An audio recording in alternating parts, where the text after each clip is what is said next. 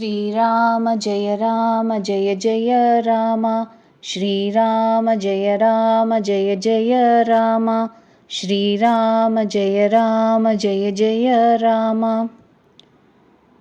9 மக்களுக்கு உபதேசம். ஒரு சமயம் ரகுநாதன் அழைக்க குருநாதர் வசிஷ்டர் அந்தணர்கள் நகர மக்கள் அவையில் கூடினர். குருநாதரும் முனிவர்களும் அந்தணர்களும் நல்லோர்களும் தக்கபடி இருக்கைகளில் அமர்ந்த பிறகு பக்தர்களின் பிறப்பு இறப்பு பிணியை நீக்குகின்ற ஸ்ரீராமன் கூறினார். நகர மக்களே, அனைவரும் என் உரை கேளீர். நான் உள்ளத்தில் மமதையுடன் பேசவில்லை. அநியாயமானதையோ அதிகார முறையிலோ பேசவில்லை. நான் சொல்வதை கேளுங்கள். அது நல்லதென்று தோன்றினால் அதன்படி நடந்து கொள்ளுங்கள்.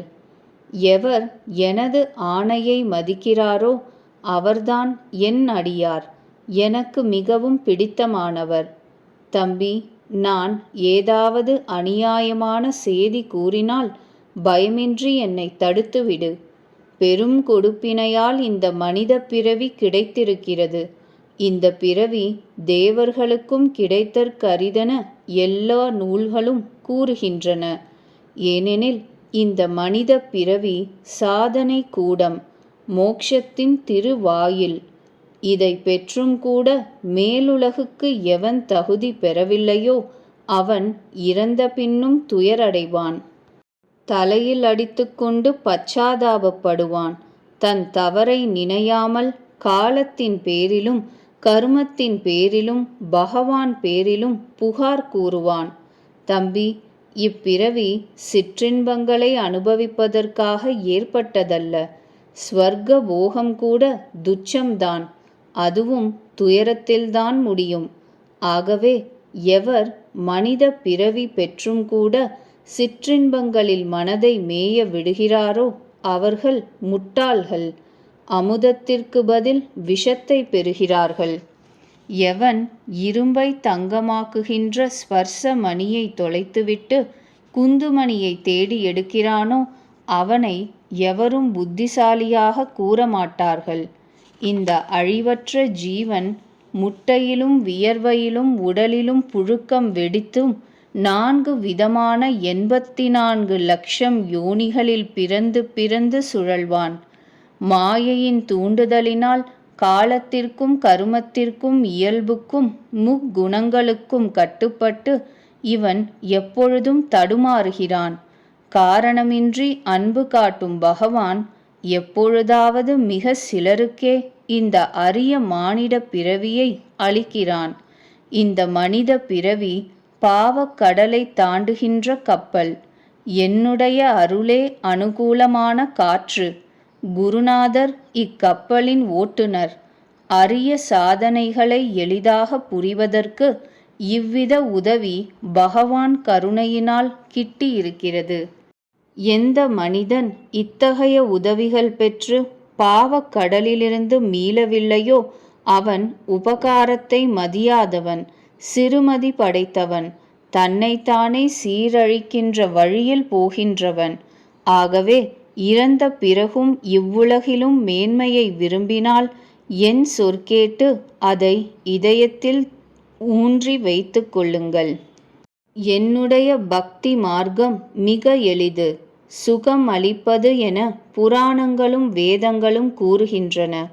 தத்துவ ஞானம் எளிதல்ல. அதை பெறுவதில் பல ஊறுகள் உண்டு. அதை கடைபிடிப்பதும் கடினம். அதில் மனதிற்கு ஒரு பிடிப்பு, ஒரு ஊன்றுகோல் கிடையாது. மிகவும் ஆயாசப்பட்டும் கூட எவனோ ஒருவன்தான் அதை பெறுகிறான். ஆயினும் அவனுக்கு பக்தி இல்லையானால் அவன் எனக்கு பிரியமானவன் அல்ல. பக்திக்கு வேறு சகாயம் தேவையில்லை. சுதந்திரமானது. எல்லா சுகங்களின் சுரங்கம் அது. அதை நல்லோர் இணக்கமின்றி ஜீவர்கள் பெற முடியாது. புண்ணியமின்றி நல்லோர் இணக்கம் கிடைக்காது. நல்லோர் இணக்கம் உலகியலை முற்றிலும் விலக்கிவிடுகிறது. உலகில் புண்ணியம் ஒன்றுதான் உண்டு, மற்றொன்று கிடையாது. அது என்னவென்றால் மனதாலும் செயலாலும் சொல்லாலும் சாதுக்களுக்கு சேவை செய்வதுதான். எவன் கபடத்தை விடுத்து சாதுக்களை குருமார்களை வழிபடுகிறானோ அவனுக்கு முனிவர்களும் தேவர்களும் அனுகூலமாகிறார்கள். இன்னொரு இரகசிய கருத்து உள்ளது. அதை நான் இருகரம் கூப்பி கூறுகிறேன்.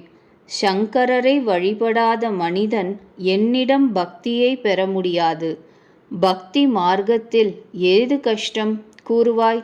இதில் யோக சாதனைக்கோ யாக ஜப தவங்களுக்கோ அவசியமில்லை. உள்ளத்தில் நேர்மை வேண்டும், கபடம் கூடாது. எது கிடைக்குமோ அதில் எப்பொழுதும் நிம்மதி பெற வேண்டும். என் அடியார் என்று கூறிக்கொண்டு வேறு பற்று கொண்டுவிட்டால் அவருக்கு நம்பிக்கை எங்கே உள்ளது? நீயே கூறு. பேச்சை வளர்த்துவானேன்? தம்பிமார்களே, பின் கூறப்போகும் இந்த நடத்தைகளுக்கு நான் கட்டுப்பட்டவன். எவரிடமும் பகை கொள்ளக்கூடாது, சண்டை போடக்கூடாது, பற்று கொள்ளக்கூடாது. அவனுக்கு எத்திசையிலும் எப்பொழுதும் சுகமயம்தான்.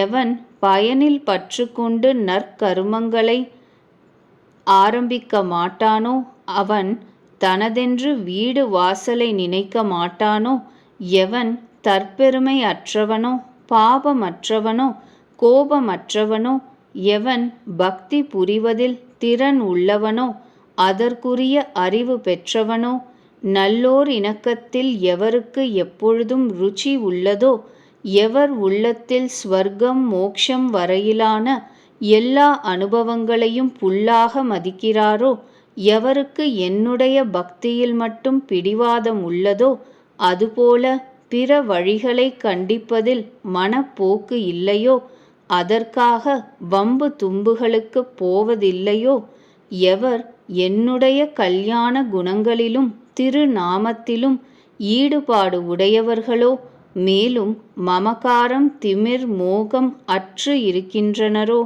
பரமானந்த குவியலான பரமாத்மாவை அடைந்து விட்டவரோ, அவரே அவருடைய பேரானந்தத்தை அறிவர். இவ்வாறான ஸ்ரீ ராம பகவானின் அமுதத்திற்கு இணையான சொற்கேட்டு அனைவரும் கருணையின் உறைவிடமான ராமனின் திருவடிகளை பற்றி கொண்டு கூறினர். கருணைக்கடலே, தாங்களே தாய் தந்தை ஆசான் சகோதரர் எல்லாமும் ஆவீர். உயிரினும் மிகவும் இனியவராவீர். தஞ்சமடைந்தவர் துயர் தீர்க்கின்ற ராமா, தாங்கள் எமது உடல் செல்வம் வீடு வாசல் எல்லாவற்றிலும் ஹிதம் செய்பவர்கள். இத்தகைய உபதேசத்தை தங்களை தவிர வேறு யாரும் கூற முடியாது. தாய் தந்தையருக்கு கூட தன்னல கருத்து உண்டு. அசுரர் பகைவனே, உலகில் காரணமின்றி தன்னலம் கருதாது உபகாரம் செய்பவர்கள் இருவர்கள்தாம். தாங்களும் தங்கள் அடியாரும்தான். உலகில் மற்ற அனைவரும் தன்னலம் விரும்புவார்கள்.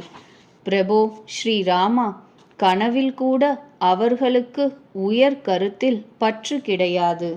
அனைவருடையவும் பிரேம ரசம் தோய்ந்த சொற்கேட்டு ரகுநாதன் உள்ளத்தில் மகிழ்ந்தார். பிறகு அனுமதி பெற்று அனைவரும் ஸ்ரீராமனின் அருமையான உரையாடலை கொண்டாடிக்கொண்டே தத்தமது இல்லம் சேர்ந்தனர்.